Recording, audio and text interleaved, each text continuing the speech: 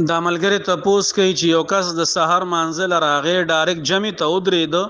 سنت اون کړې شو نو آیا د سنت د فرض نه بعد د ډایرک دغه سنت قضا کول شي او کنه شي کوله نو جواب داده چې مسله داده چې کله یو کس د سحر جمع لراغې او جمع ولاړه وا د سنت نو کړي نو کده ته دا یقین وي چې د امام لومبي رکعت کې یا دویم رکعت کې یا اخرنه قاعده کې لاندې کول شي نو بیا به د سنت کوي او امام دی بیا په اخره کې هغه سره موس کې شامل شي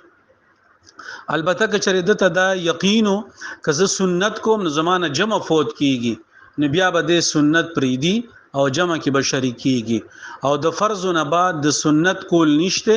کچري سنت پاتې شو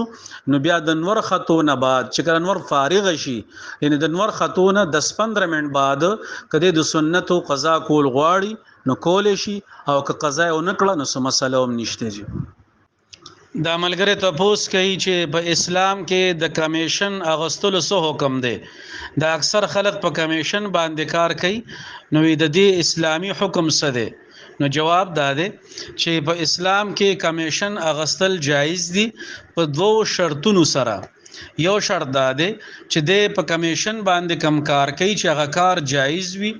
او دویم شرط داده چې د کمیشن چانه علي نو هغه ته پته یي د ورته ویلي چې دا دوره بزما کمیشن وي او هغه کمیشن ورکون کې توم دا پته چې دا دوره پیسې زمانه په کمیشن کې روان دي نو بیا د لپاره کمیشن اغستل جایز دي